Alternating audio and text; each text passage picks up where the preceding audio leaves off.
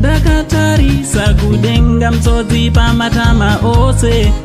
Mastreets social media imoma ndinoswera ndichiona kuti nyaya dzacho dziri kufamba sei. Ndinawo maphotos nekavidhio kandakuvigirai zvakachitrenda muvhiki rinoiri radarika. Handiti hese kuziva kwenyu kuti each and every weekend tinopota chikukandirai mavidhio nemapics anga achitrenda. Handiti maplatform esocial media. Handiti so chiteerera kana unga usati wasubscribe ndinokurudzira muzukuru kuti chisubscribe panapa ndo pachannel penyu pamusha penyu pamunopiwa nyaya dzichiri kupisa. Handiti wobva waisa notification bell kuti pega pega patinoisa video you will be notified. Handiti so vazukuru last week ndinoromba kuti ndinokwanisa kunge tinokupai trending pics nemavideos nemhaka yekuti zvone ndofunga makangoona kuti takazenge tobatikana tichimhanya kurufu. Handiti ndufu dzanga dziri pakati pedu.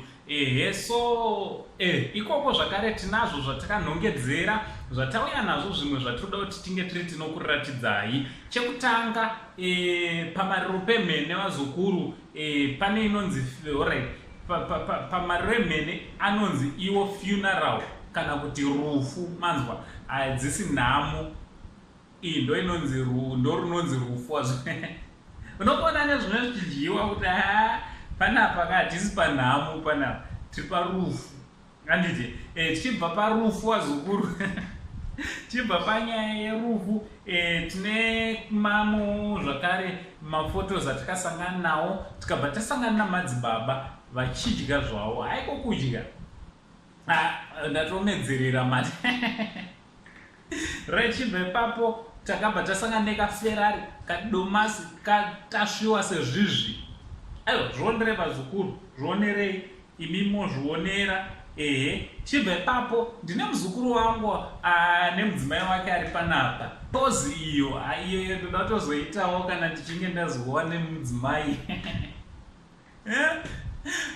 Ngataura nemumacomments kuti what do you think. Handiti munofungeiwo nemaphotos awa.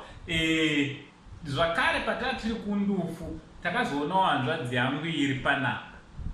Hanzvadzi remuzukuru wangu. Handiti dhoira hakuna pamwe pamba pariri muZimbabwe hameno kana riripo patinoziva ndipapa pembinga.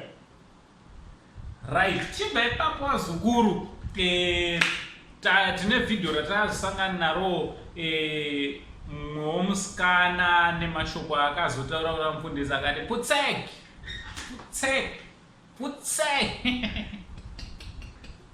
amufundisi akatukwa pamberi pechita. Mirai mukuzvionere. Ngataura nemacomments kuti what do you think nemaphotos nekavidhio kanoteera. Nauncle Saint, the only Zimbabwean uncle, chibva tachi much love.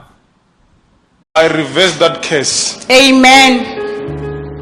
Because now, even marriage now is a problem. Futsek.